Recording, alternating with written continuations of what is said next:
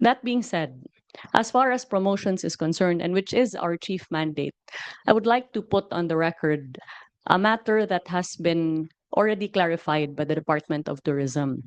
In that, the magazine that bore my image, called Philippine Topics, that was published in Japan and subsequently distributed for free, absolutely had no consent, funding, or information on the part of myself or on the part of the Department of Tourism. I did not pay for that magazine. No government funds were used for that magazine, and my consent was never obtained in the use of my image for that magazine. That being said, I wish to clarify that the Department of Tourism maintains two social media sites. One is the corporate site, which reports on the activities of the agency as well as the head of its agency. As far as the programs and projects of the Department of Tourism is concerned. And inevitably, as I have sought as best I can to be as present as possible in all the destinations in the country that have been visited by us in the past 3 years, perhaps that is the reason why my face prominently appears in the Department of Tourism's website as that reports on our activities. On the other hand, there is a marketing platform of the DOT that reports on all of the destinations and markets all of the destinations in conjunction as well with the sites of the Tourism Promotions Board. So we wish to assure this committee that the Department of Tourism has worked as hard as it could as far as promotions is concerned and has advocated as fiercely as possible as far as matters that can help or harm Philippine tourism, but are simply not entirely within the mandate of the DOT. Thank you. Mr. Chair, yeah, thank you for that clarification, Secretary Frasco. You did say that you never give your consent to this magazine, Japanese magazine, for your picture to be featured in this magazine, free magazine. So, what did you do after you learned that they use your picture, your image, and all, and even some items here that describes who you are? So, how did they know who you are without you or some of your people telling them? And what did you do after you've learned, for example, if it's really true what you're saying, that they were using your pictures without their consent? Did you do anything? Yes, definitely, Mr. Senator. An immediate investigation was conducted upon my directive, and this is how we were able to find out that Philippine Topics magazine had sought permission to cover the Philippine Expo pavilion in Japan. This was during the launch of the Philippine National Day of the country in Osaka Expo. And so they were given access to cover the Philippine National Day in Osaka. And my understanding is that the photo that was used as cover for the magazine was lifted from the coverage of that particular event. And the contents of the magazine are all lifted content. These are not the product of interviews that were conducted by them towards me, as there was never any.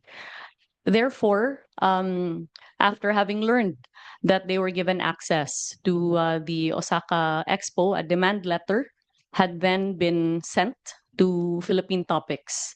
First, to establish for the record that the magazine was in no way a directive or an editorial decision on the part of the DOT, and that no government funds were used in the publication Yes, of ma'am. the I magazine. understand that. So, since may pag-amin po sa inyo na walang authority or you did not authorize them to use your pictures in this magazine, so para makabawi sila, bakit hindi niyo lang po kontakin ulit sila this time around with your with your authorization na mag-publish tayo ng mga magagandang tanawin sa Pilipinas, who we are, and what are the places that they can go. It's free anyway, you said, right?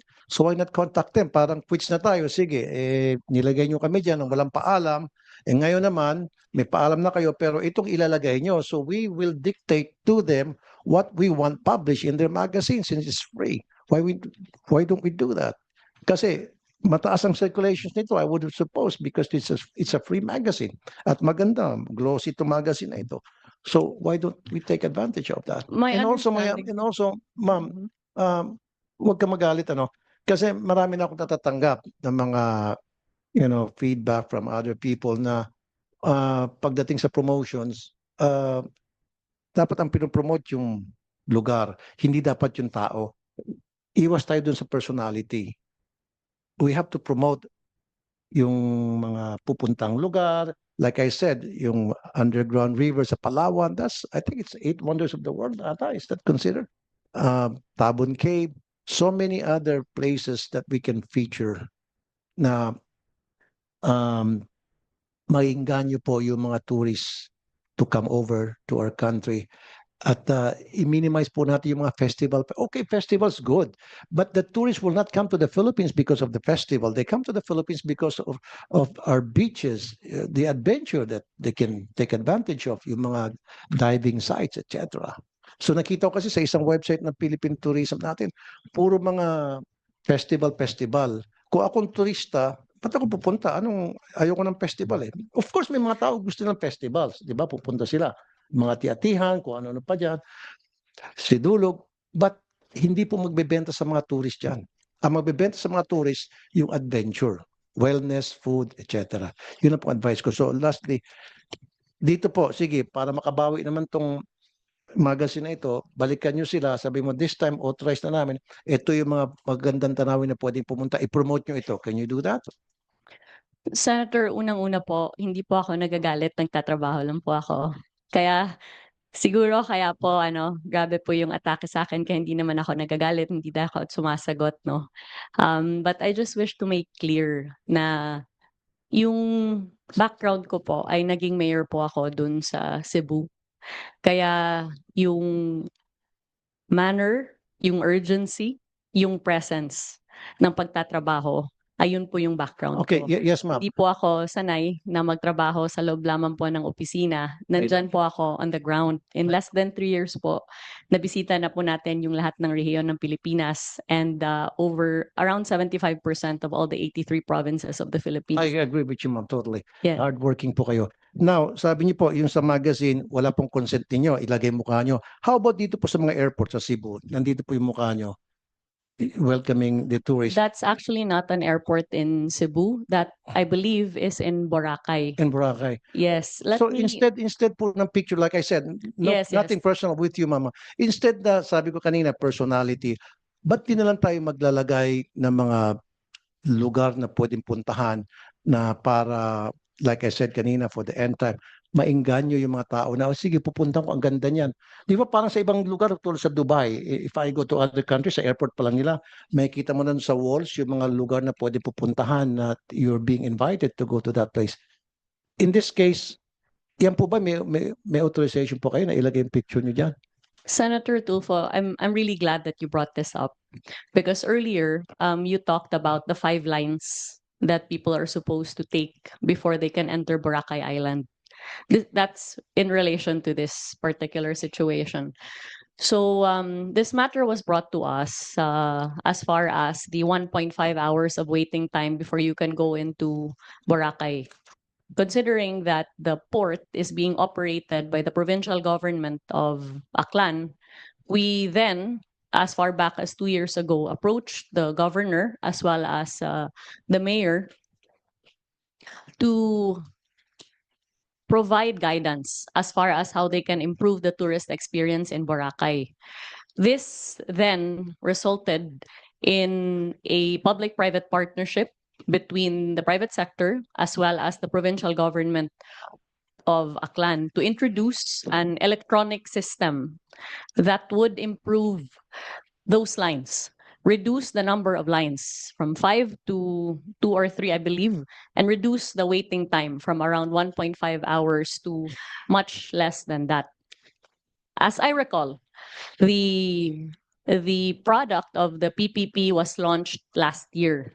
And I'm told that this tarpaulin was put up because I was supposed to have arrived at the inauguration of this PPP project. But another urgent matter came up here in Manila, and hence I was not able to attend. That is the reason why that welcome tarpaulin is there. But I did not direct the putting up of that tarpaulin, but the reason why it's there is because they put it up as a welcome sign at the launch of that PPP project to improve the ticketing of Boracay. Nonetheless, when this matter was brought to light, we actually already ordered all of our regional offices, including Region 6, to take down any offending material, as the case may be, or any material that bears my image. But at the end of the day, I believe that this is a matter of visibility and performance. The question is whether or not the Department of Tourism has performed its mandate in the past 3 years. I respectfully submit that we have, within the 93% slashed budget that we have been given and within the limited mandate that we have been given. But it's quite impossible for us to deliver a miracle if we are not provided with the appropriate funding and if we do not obtain the necessary assistance that is needed in order to ensure that infrastructure, connectivity, safety and security, and all of these matters are addressed. Okay. Ma'am, huwag kayong magalit ha. Bine-voice out ko lang kung ano yung mga sinasabi ng netizens, kung ano yung nakarating sa akin sumbong. Now, sabi niyo po, yung sa Korea, wala kayong authorization doon. Maging sa airport, may authorization ba kayo na para ilagay yung picture niyo? And then isa pa po, meron ditong promotion na kayo po'y nakasakay sa bangka and you're promoting the Philippines at kayo po'y nakadamit ng mga bulaklakin at sa Lake Cebu ba ito? Ito ba'y walang authorization nyo rin na ilalagay po yung mukha nyo doon sa cover ng magazine na kayo po'y nakabihis at parang nag-invite ng mga tourist? Senator Tulfo, that photo I believe you're pertaining to is one that was taken during the Philippine Experience Program, Heritage, Culture, and Arts Caravan that the Department of Tourism implemented in the Soc-Sargen region. That is not a promotional material, but that's actually coverage of the activities of the department. That photo was taken at the time when we held the Philippine Experience Program in South Cotabato. So bakit hindi na lang po model na taga roon mismo, native po sa lugar na yon, nakilala sa lugar na yon? Why you? That photo was taken during my presence at the Yes, ma'am, South I know, I Cotabato. understand. Yes. We don't have any fight on that matter. What I'm trying to say is, someone who's recognized in that community, in that place, yung kilala, kunyari, miss kung anong bansa, ano bang lugar po yan? That's Lake Cebu. Cebu. Oh, how about Lake Cebu. Yes. Lake Cebu in Cebu? In South And Cotabato. so, how about Miss Cotabato instead of you? Nakilala sa lugar na yan. Senator So, Tulfo, let me clarify No, that. no, ma'am, let me finish Yes. first. Mm. Kanina hindi kita in-interrupt. So bakit hindi na lang po yung isang native na kilala ng mga tao na kapag nakita nila, agad-agad maintindihan nila bakit siya nandyan as opposed to ikaw. Isa pa po. Ma'am, these are the things that I'm trying to voice out today. Nothing personal, nothing about you. These are the complaints that my office received, my action center received. They came to me and they talked to me and they told me everything I'm telling you now. Isa pa dito, meron sa isang, ano ba to? Pinakita sa amin na puro nakalagay frasco sa isang, sa Ninolan, Cebu. So doon sa mga, yung sa mga tabi-tabi na may mga eateries, mga karinderya. So merong kahabaan, puro karinderya sa, I think sa highway ba ito? So sa taas, sana inilagay niyo po doon yung mga lugar na pwedeng pasyalan. I'm sure na dadaan dito yung mga turista kasi highway po ito. Sa halip na ilagay niyo po yung karatula doon ng mga places na pwedeng bisitahin, ang nilagay niyo po doon, puro apelyido niyo po all the way. So siguro po walang authorization sa inyo. Baka yung mga tao niyo lang pong gumawa niyan without you telling them. Baka merong gustong sumipsip sa inyo at nilagay yung name nyo. So siguro po pwede yung sabihin yung mga tao nyo next time, wag puro ako. Dapat yung mga lugar na talagang bebenta sa mga tourist. Is that good enough? Senator, with all due respect, I just wish to place on the record that the photos that have been used and transformed into memes are actually work photos. Is that AI? You're telling me that's No, AI? no. This Okay. is a work photo. I was in Lake Cebu in South Cotabato promoting the Philippine Experience Program. The interpretation or misinterpretation of that, of course, is up to public consumption. But we have all the documentation to prove that my presence there was a legitimate one, and it was to help the destination as far as crafting of tourism packages, tourism circuits, building up of attention for the destination in conjunction with our tourism stakeholders. I'm not saying, Mom, that you're not present. Your presence there is not legit. Okay. What I'm saying is, yung presence mo doon, yung sa picture na yan, it doesn't fit in sa taste ng mga Pilipino na nakakita po niyan. Kaya nga po binabash po kayo. Hanggang sa pumunta po sila sa action center ko para magreklamo. Nung malaman nila magkakaroon ng hearing ng ganito, they came to my office and they told me na ito yung baka pwede mo iparating sa Department of Tourism. That's why I'm trying to voice it out today here in the hearing. Okay. So, kasi ang nangyari, ma'am, ang dating daw sa kanila, parang pinopromote mo yung sarili mo versus dapat yung Pilipinas ang pinopromote mo o yung mga probinsya ang pinopromote mo versus you're promoting yourself. Yun po yung dating sa mga tao. Hindi po sa akin yun, ha? That's not from me, from them. So, ang dating po sa mga tao na you're trying to promote yourself. So, maybe we have to refrain from doing that. We can use model siguro. Di ba? Like I said, yan sabi mo sa Cotabato ba yan? Saan lugar? South Cotabato. Then let's use Miss South Cotabato as the model or a native South Cotabato. Ano ba yung pinaka-native dyan sa Cotabato? Yung mga indigenous people in Cotabato. Much better versus kayo po. Yun po yung pinopoint out ng mga lumapit po sa akin. Mr. Chair, gusto magsalita si Ms. Rasco? Sec, you want to respond? Yes, I completely hear you, Senator, and I'm grateful that you have brought these matters to light. But since I have the floor, I would just like to reiterate my position that I have tried to be as present as possible in our destinations and for our stakeholders. That is the extent of the duty that I have exercised and nothing more. I have no national ambition. I'm not running for any national position. And therefore, any accusation of self promotion would fall flat because I am not running for any national position in 2028. And therefore, there would be no reason for me to promote myself. I'm sorry, ma'am. I'm not saying that you're running. Don't put words into my mouth. I'm not saying that. What I'm saying is, yung po nakakalata yung mga tao na parang pinopromote yung sarili mo for whatever reason. Now, also, ma'am, compared to other countries like Vietnam, Korea, Malaysia, Japan, hindi niyo po nakikita yung mukha ng mga secretaries ng Department of Tourism nila doon eh. Wala. Never ka makita sa tourist materials ng kahit anong bansa na banggit ko, yung kanilang Secretary of Tourism, pinopromote yung mga muka ng mga pictures nila. That's what the Yes. people that came to me. Perhaps if it is the pleasure of the Yeah. senator that I no longer visit our destinations or that there be no coverage of the same, we can take that into serious consideration. But as far as I'm Of my course, ma'am, understanding, of course, ma'am, you can yes. visit. Why not?